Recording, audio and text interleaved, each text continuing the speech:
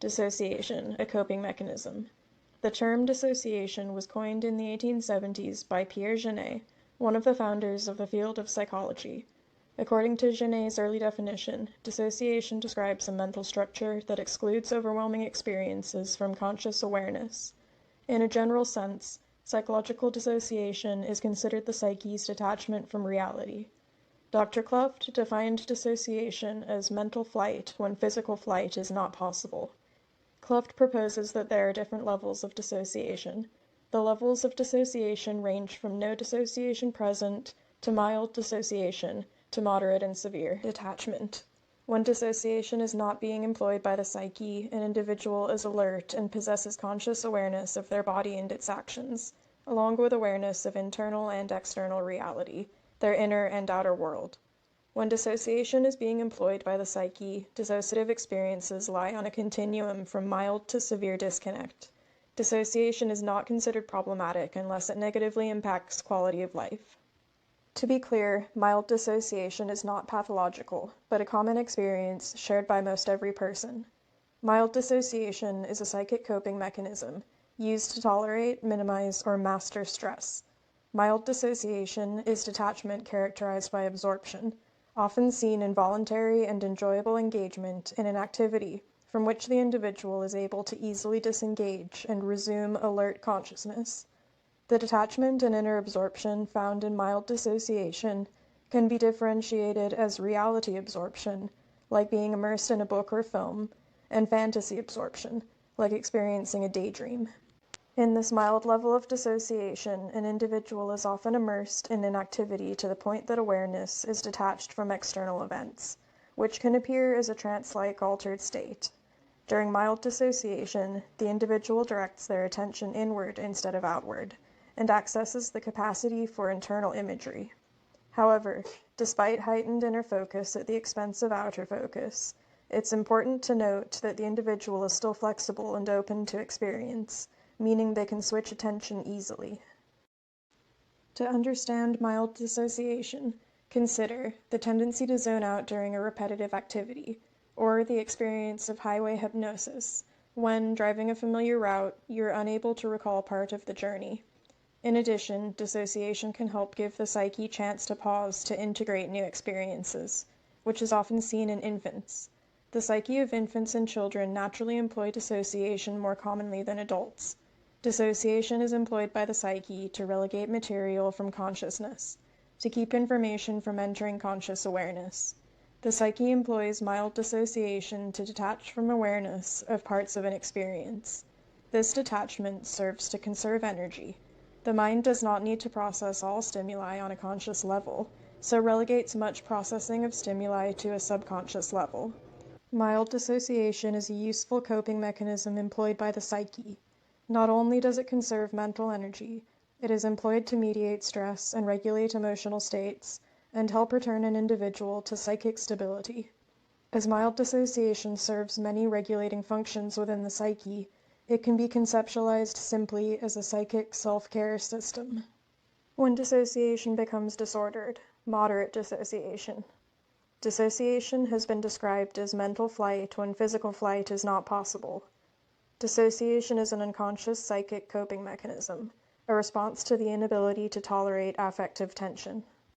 This emotional stress can be caused by traumatic instability, ambiguity, confusion, contradiction, generally any traumatic experience that confronts the individual with an inability to reconcile present experiences with their view of their own past and future.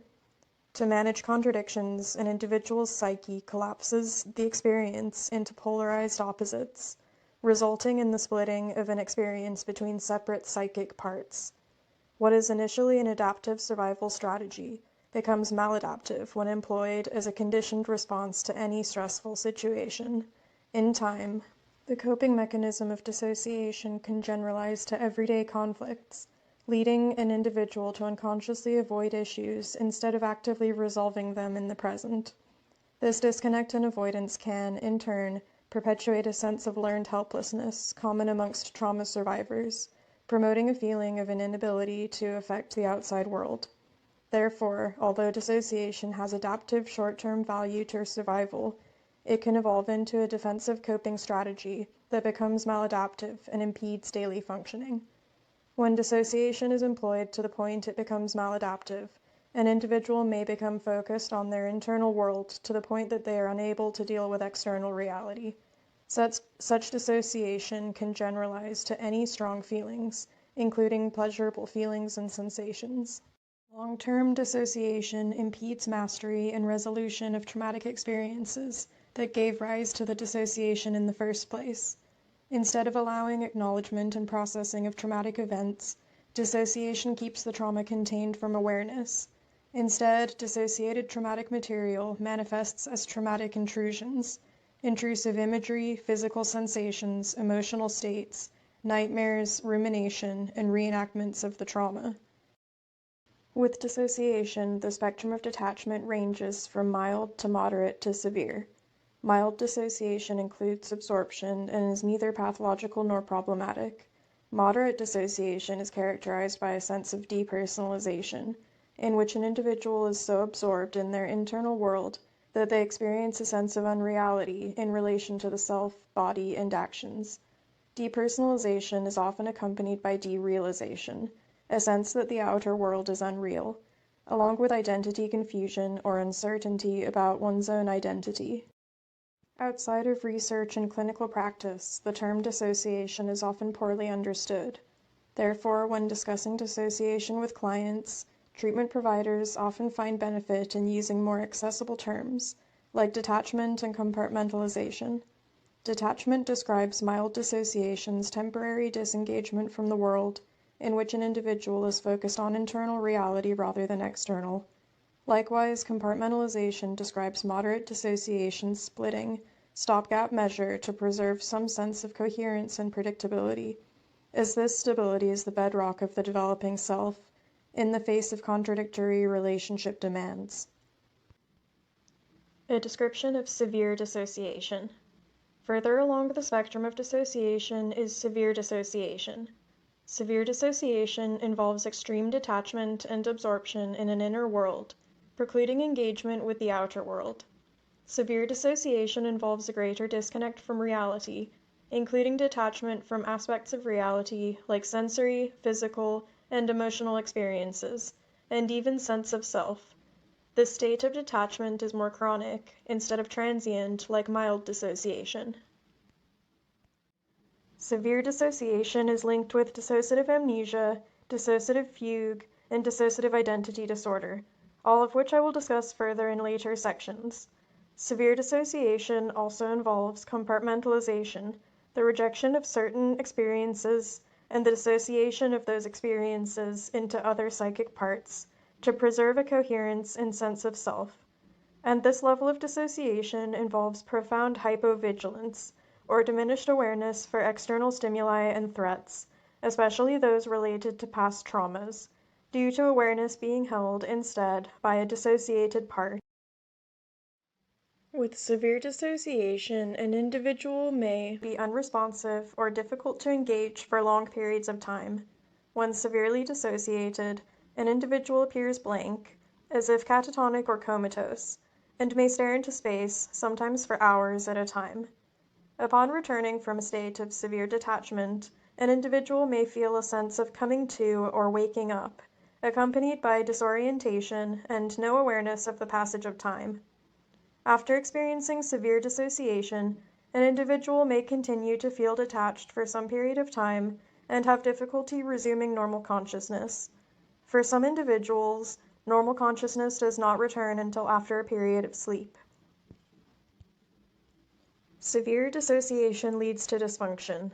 Although the lack of engagement itself may not be overly problematic, the level of detachment leads to difficulties maintaining everyday life. Time loss from severe dissociation is often problematic. Furthermore, while experiencing extreme dissociation, an individual may possess impaired judgment and is generally less able to cope with the outer world or resolve everyday conflicts, and that this state of detachment can lead to hypovigilance is worrisome, as a diminished awareness for threats related to past traumas is a risk factor for further victimization. Severe dissociation is adaptive when an individual is faced with an environment involving chronically overwhelming experiences and no physical escape. For example, such circumstances exist for prisoners of war, victims of human trafficking, and children raised in environments of domestic violence. Prolonged dissociation is adaptive when an individual is faced with inescapable distress, because dissociation is an escape when there is no other escape. As such, even severe dissociation usually isn't overly problematic until after leaving the dysfunctional environment for a more functional one. Only in a secure, stable, consistent environment does the system of dissociation and psychic fragmentation become maladaptive.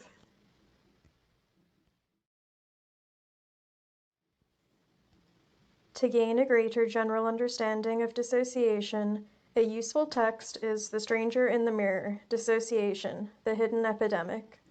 Another useful general resource is The Body Keeps the Score. For a more in-depth understanding of dissociation and psychic fragmentation, consult The Haunted Self, Structural Dissociation, and the Treatment of Chronic Traumatization, and refer to The Inner World of Trauma, Archetypal Defenses of the Personal Spirit. In this video, I have discussed dissociation as a human experience and the factors that lead to dissociative disorders. In the next video, I will further define and explore dissociative disorders and explain how and why they are formed. Thank you very much for taking the time to listen to this video, and if you found this information helpful, please like and subscribe for more.